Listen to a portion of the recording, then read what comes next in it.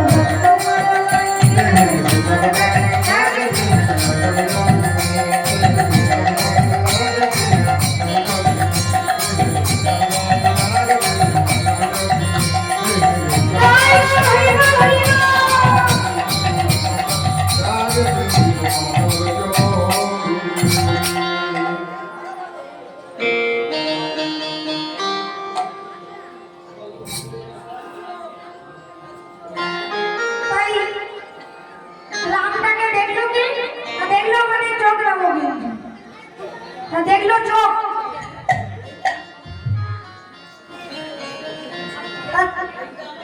চোখটা তো আর আম গাছটার কাছে নিয়ে যেতে সাহায্য করবে না, আম গাছটার কাছে নিয়ে যেতে সাহায্য করবে আমাদের প্রাণ। পা দিয়ে আমি গাছটার কাছে গেলাম, পা দিয়ে তো আর আমটাকে পারা যাবে না, আমটাকে পারতে গেলে হাত ধরবো বিন্দুস তাই হাত দিয়ে আমটাকে পারলাম, হাত দিয়ে আমটাকে পেরে ছোলটা ঝুলে আটিটা ফেলে শ্বাসটাকে মুখে দিলাম, শ্বাসটাকে মুখে দিলাম, তাহলে আবার মিলিয়ে দেখুন, দেখলো চোখ, নিয়ে গেল পা, পারলো হাত, দিল মুখে, মুখ পাঠিয়ে দিল পেটে।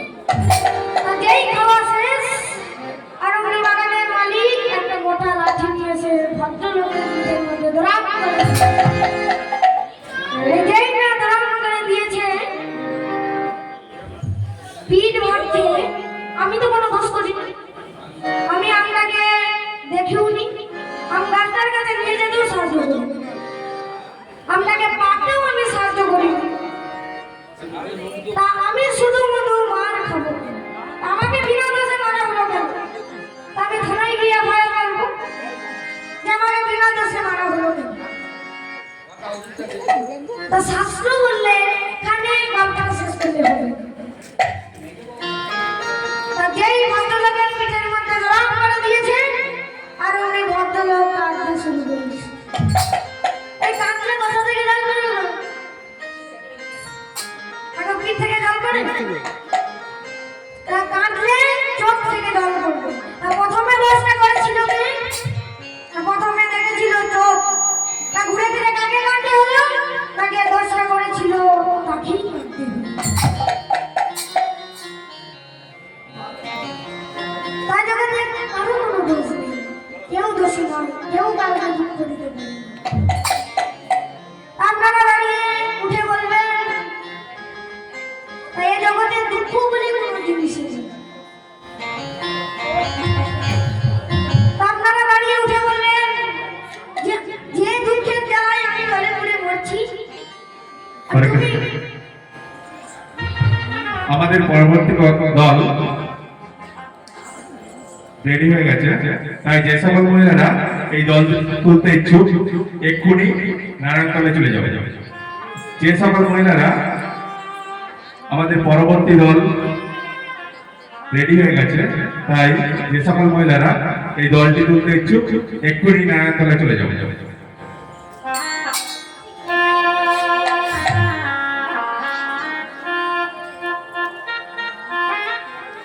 তা চক্রবর্তী পরিবার দণ্ডে মানে যে প্রথমে দোষটা করেছিল তাকেই ঘুরে ফিরে মারতে হবে। তাই এটা বলে দুঃখ বলে কোনো জিনিস নেই। যেমন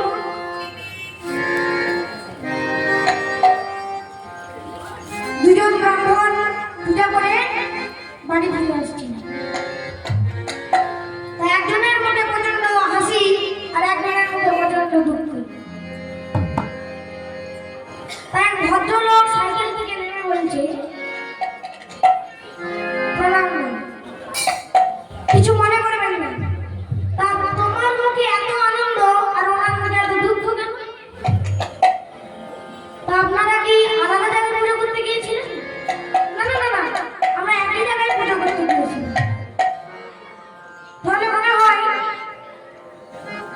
আপনাকে থাকার জায়গাটা ভালো দিয়েছি আর ওনাকে মনে হয় থাকার জায়গাটা ভালো দিয়েছি। না না না না, আমরা একই ঘরে ছিলাম। তাহলে মনে হয় আপনাকে লুচি ঘুগনি দিয়েছে আর ওনাকে মনে হয় ঘুগনি উড়ি দিয়েছে। না না না না, আমরা একই খাবার খেয়েছি। তাহলে মনে হয় আপনাকে পালকের মধ্যে শুতে দিয়েছি আর ওনাকে মনে হয় নিচে মাদুর পেতে দিয়েছি। না না না না, আমরা একই বিছানায় শুয়েছি। তাহলে মনে হয় আপনাকে দামি গামছা দিয়েছে আর ওনাকে মনে হয় তোমাদের দিয়েছে। না না না না, আমরা একই গামছা পেয়েছি। তাহলে মনে হয় আপনাকে দক্ষিণাটা একটু বেশি দিয়েছে আর ওনাকে মনে হয় দক্ষিণা করে দিয়েছে। না না না না, আমরা একই দক্ষিণা দিয়েছি। তোমার ভদ্রলোক লেগে গিয়ে রয়েছে। তো আপনারা একই জায়গায় পুজো করতে গেছেন, একই ঘরে থেকেছেন, একই বিছানায়, একই খাবার খেয়েছেন, একই বিছানায় শুয়েছেন, একই গামছাও পেয়েছেন, একই দক্ষিণাও পেয়েছেন। তাহলে আপনার মুখে এত আনন্দ আর ওনার মুখে এত দুঃখ কেন? তা বলেন, তাহলে শুনুন, আমরা যখন পুজো করতে যাচ্ছিলাম তখন আমি বলেছিলাম জমিদার বাড়িতে পুজো মানে 201 টাকা দক্ষিণা দেবে, আর উনি ভেবেছিলেন জমিদার বাড়িতে পুজো মানে 1001 টাকা দক্ষিণা দেবে। আমি ভেবেছিলাম 200 টাকা দিয়েছেন 500 টাকা, তাই আমার এত আনন্দ। আর উনি ভেবেছিলেন 1000 টাকা দিয়েছেন 500 টাকা, তাই ওনার এত দুঃখ। তাহলে দুঃখটা কি আমাকে কেউ দিল? আমি ভেবেছিলাম যে আমি একটা পাবো, এই যখনই পেল না তখনই দুঃখ। আপনি ভেবেছিলেন আপনি আপনার ছেলেকে ভালো করে পড়াশোনা করাচ্ছেন, আপনি ভাবলেন বড় হয়ে সে চাকরি করবে, এই যখনই চাকরি পেল না তখনই দুঃখ। তাই জগতে দুঃখ বলে কোনো জিনিস নেই।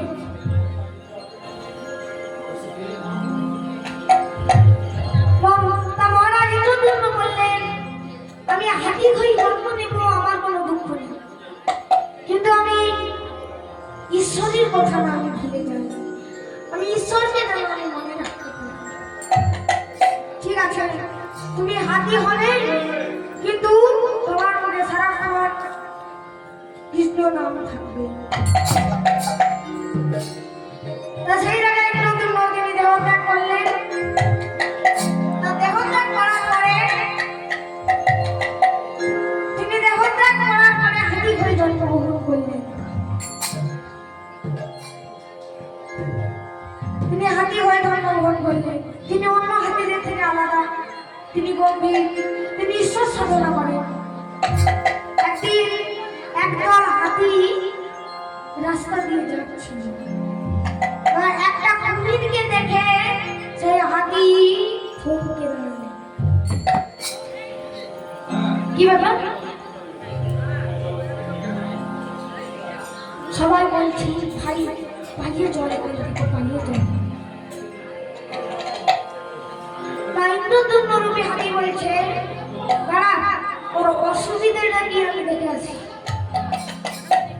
আচ্ছা ভাইয়া তুমি তো জলে থাকো পায়ে ডাঙার মধ্যে হা করে শুয়ে তুমি কি করছো? দাদা আমি না বড় দুর্বল হয়ে পড়েছি দাদা, আমি জলে যেতে পারছি না। ও তুমি জলে যেতে পারছো না?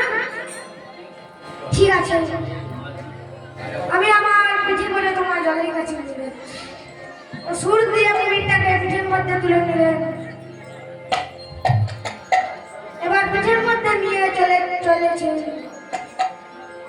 এবার নদীর তীরে দাঁড়িয়ে গিয়ে বলছে দাদা এই ভাইয়া এবার তুমি নেমে যাও।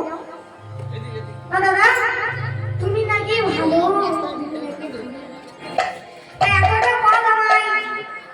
এতটা পথ আমায় তুমি পিঠে করে নিয়ে এলে দাদা, আরেকটু চলো দাদা আরেকটু চলো।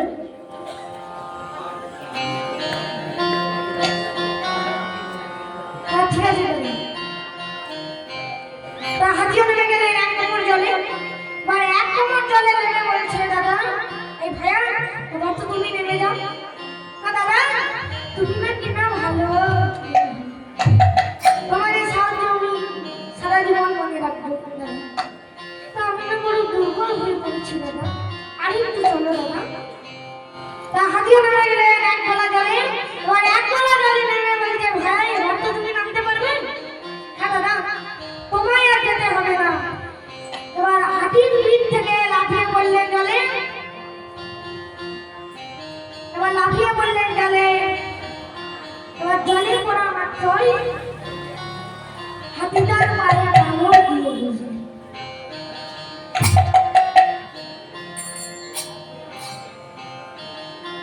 তো কুমিরের ধারালো দাঁতগুলো হাতির পায়ে ঢুকে যাচ্ছে। কুমিরের দাঁতগুলো হাতির পায়ে ঢুকে যাচ্ছে। হাতি আর কুমিরের লড়াই হচ্ছে, আর এদিকে অন্যান্য হাতিগুলো বলছে ভাইয়া তোকে আমরা বারবার করে বলেছিলাম তুই যাস না, তুই তাও গেলি, তাই এখন বল আমরা তোকে এখন কি করে রক্ষা করি। ভাবলাম এবার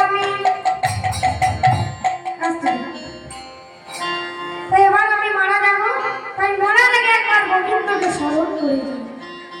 মরার আগে আমি একবার গোবিন্দকে স্মরণ করে যাই। ওগো ভগবান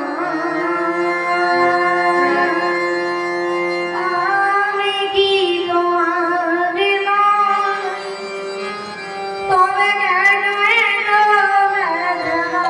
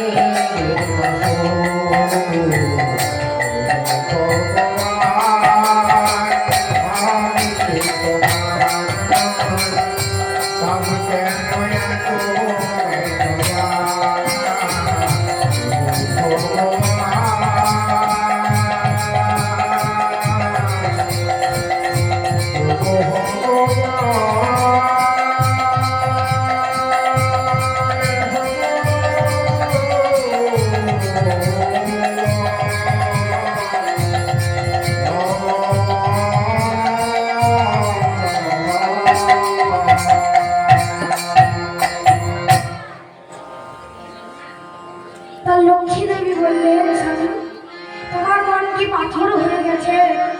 তোমার ভক্ত হাতি কতকাল ধরে তোমায় ডাকছে, আর তুমি এখানে বসে বিশ্রাম করছো। ঠিক আছে, আমি এক্ষুনি আমার ভক্ত হাতিকে রক্ষা করতে যাচ্ছি। এক্ষুনি আমার ভক্ত হাতিকে আমি রক্ষা করতে যাচ্ছি।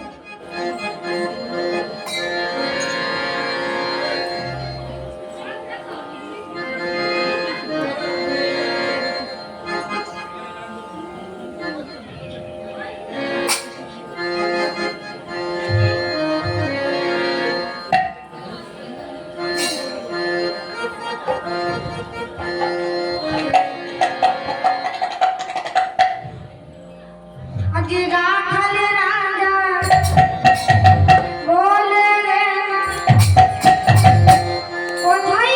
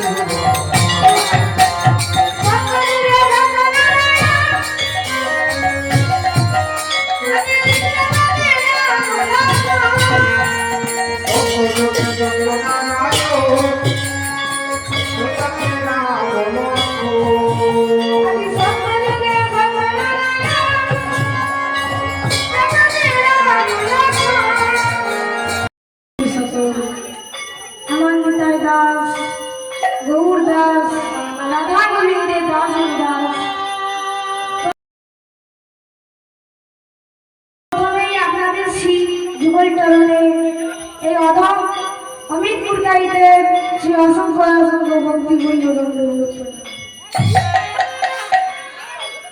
আর প্রণাম জানাই আমার শিক্ষাগুরু দীক্ষাগুরু ও আমার পিতামাতার চরণে আমার সেই ভক্তিপূর্ণ দণ্ডবোধ। আর প্রণাম জানাই যাহাদের প্রচেষ্টায় এত সুন্দর একটি হরিবাসনের আয়োজন করা হয়েছে তাহাদের চরণে আমার সেই ভক্তিপূর্ণ প্রণাম।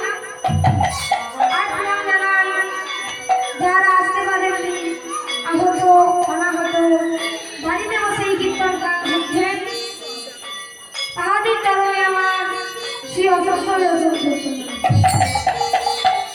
আর শেষে প্রণাম জানাই যিনি বিশ্ব ব্রহ্মাণ্ডের রাষ্ট্রপতি অনাদিরাদি গোবিন্দ সর্বকালের কারণ তাহার চরণে আমার শ্রী ভক্তিপূর্ণ দণ্ডবোধ।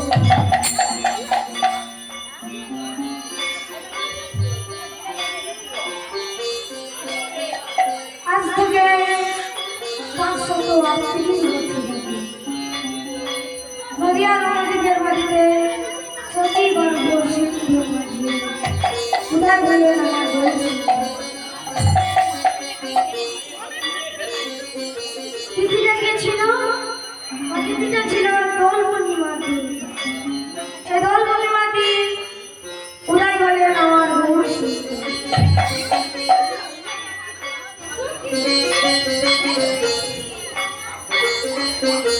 একদিন গোবিন্দ আর রাধা রানী হলো রাধা প্রণব কলিযুগ সর্বযুগ সার যে যুগে শ্রী চৈতন্য হলেন প্রণব কলিযুগ।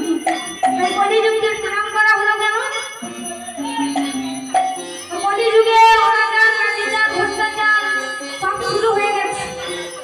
ওই হিন্দুদের বাড়িতে শুরু হয়ে গেছে কেমন বাহাতে জল খাওয়া, বিছানায় বসে খাওয়া, এই অনাচার নাতিচার ভ্রষ্টাচার সব শুরু হয়ে গেছে। ঠিক তাই কলিযুগে কি কি ঘটবে তুলসীদাস গোস্বামী ব্যাখ্যা করে গেছেন। শিষ্য হয়ে না পালিলে গুরুর বচন, শিষ্য হয়ে না পালিলে গুরুর বচন, পিতা মাতায় না মানিলে গুরুর বচন, শিষ্য হয়ে না পালিলে গুরুর বচন, পিতা মাতায় না মানিলে গুরুর বচন, শিষ্য হয়ে না পালিলে গুরুর বচন, পিতা মাতায় না মানিলে গুরুর বচন।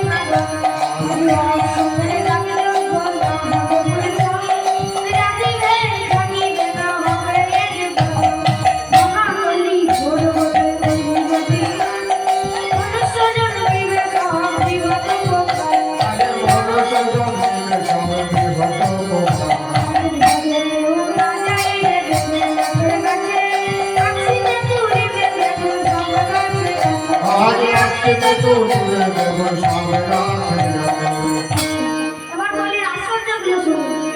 দেখতে বসে গেলাম